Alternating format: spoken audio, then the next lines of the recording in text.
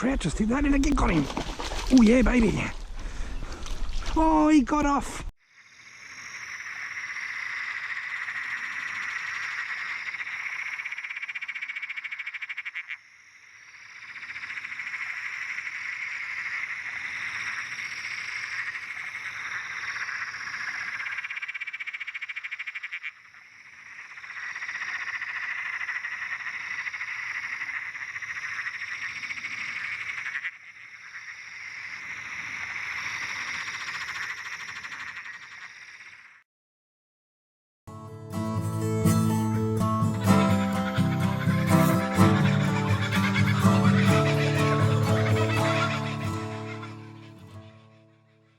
Wow, he was quite a nice fish too. He wasn't a monster, but he wasn't a tiddler either. He was quite a good fish on the little Wildbait minnow.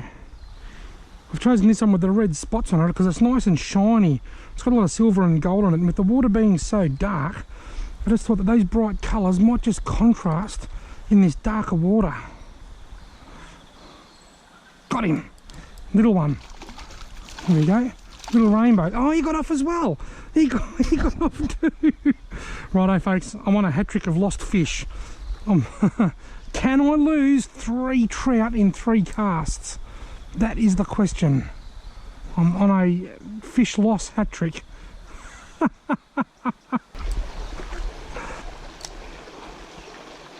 Oh, fish hit that then. It's very hard to use a minnow like this when the water's so low. But I tell you what, if you can pull it off, you can catch fish. And I just had a strike in that. I got him. Yes. Oh, look at him. He got off.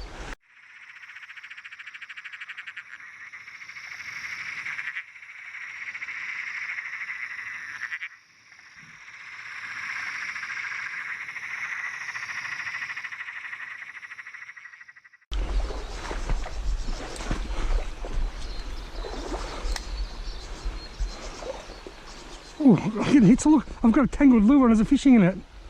He's sitting at why it's tangled, look. He's not looking up because the lure's tangled. Here and again. I hope he hasn't seen me. I'm hoping, now that I untangle this line, I'm hoping that he'll come back, and he hasn't, hoping that the darker water, because of the rain, is enough to hide he's following it. I was going to say, I'm hoping the darker water from the rain is enough to hide my presence. Isn't that amazing? He hit my tangled lure about 5 or 6 times. Oh look, got him. Oh, I lost him. I didn't feel much weight. Gee whiz, they're following it and they're hitting it, but they're not hitting it hard enough to hook up properly.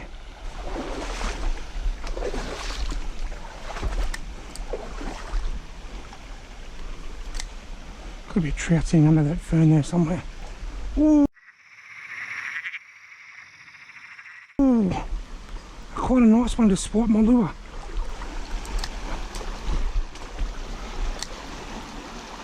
Got him. Oh, I lost him again. They're just not hitting it hard enough.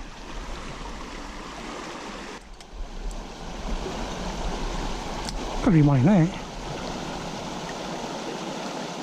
Didn't have to follow. Didn't see the fish, I just saw the tug. Got him. Oh, nice fish. Lovely. Going with the brown trout. Lovely little brown trout. Nice and fat. Come here, fatty. Lovely condition brown trout on the Wildbait minnow. Let me know all about it.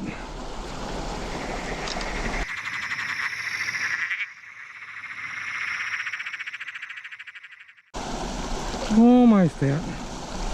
One more hook, please. There we go. See you, buddy. He's off. I've caught my shirt, but that's okay. Always better to catch your shirt than it is to catch your finger. We're being a little bit picky with trout today. I must have lost about 5, I reckon, 5 or 6 on this Wildbait minnow before I caught one. And now I've caught my shirt, but I'll tell you what, I got him out. It must be cold because I've actually got 2 shirts on today. Check this out. I've got 2 shirts on. My sleeveless green flanny, my favourite fishing shirt, and a black shirt underneath. I've got 2 shirts on because it's cold, Neither of them have got sleeves.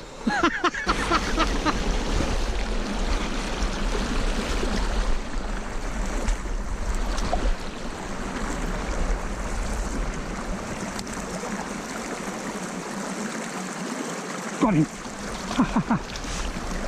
Lovely little rainbow. Come here, buddy. Look at him wiggle. The brown trout don't wiggle as much as the rainbows. Come here, mate. Get your hookies out and put you back.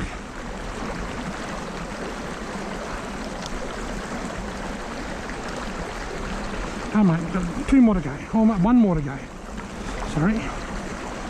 On the top of your mouth. See you, buddy. Off he goes. Still took off downstream.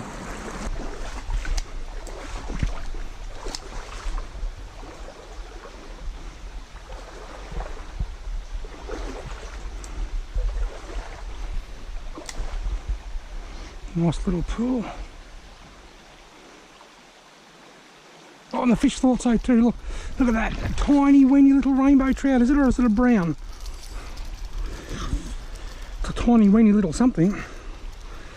It's a tiny, weeny little brown trout that took a liking to my Wildbait minnow. Mate, you're a very pretty little fish. I'm guessing his last year's spawn. See ya, buddy. And off he goes.